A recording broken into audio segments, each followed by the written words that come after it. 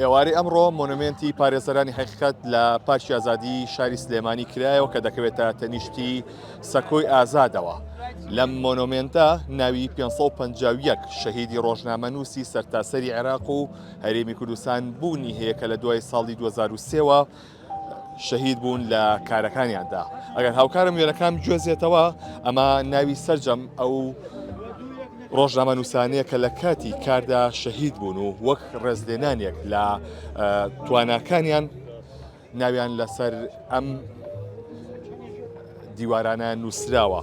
بەپێی ئەو داتایی کە بڵاو کراوەتەوە کە لە ساڵی 2006دا زۆرترین ڕێژەی شەهیدبوونی ڕۆژنامە نووسان هەیە کە 114 کەس بووە و لە پارێزگای بەغداد کە پایتەختی عێراقا زۆرترین حاڵەت هەبووە کە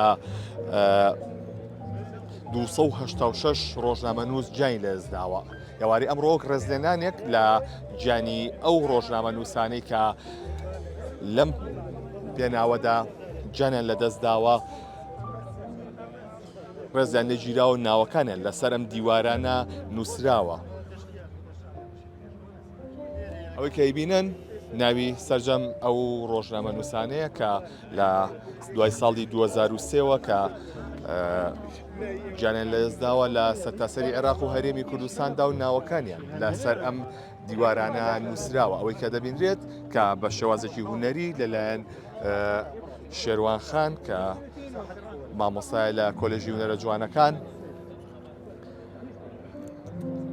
ئەم بابەتە دیزاین کراوە و لە ئێسادا نمایش کراوە و ئێوارەی ئەمڕۆ کرایەوە بە ڕووی هاوڵاتیان و ڕۆژنامە نووساندا. وەک دەبینرێت دەمە ناوی سەرجەم ئەو ڕۆژنامە نووسانەیە کە لە دوای ساڵی 2023ەوە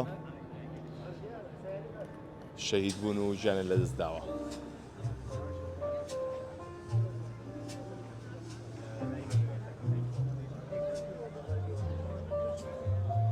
ناوەکانی تایە لەگەڵ ئەو ساڵی کە گیانیان لەدەستداوە وەک دەبینرێت 551 کەس بوونی هەیە لێردا و کە زۆرترین ڕێژەی گیان لەدەستدانەکان کە 286 کەسە لە پارێزگای بەغداد بووە و ئەوانی دیکە لە پارێزگاکانی دیکە بوون. بۆیە پشکی شێر لەم بابەتەدا بەر پارێزگای بەغداد کەوتووە و ئەمڕۆ لە پارکی ئازادی لە تەنیشتی سەکۆی ئازادەوە ئەم مۆنومێنتە کە تایبەتە بە پارێزەرانی حەقیقەت ناوەکانیان نمایش کراوە.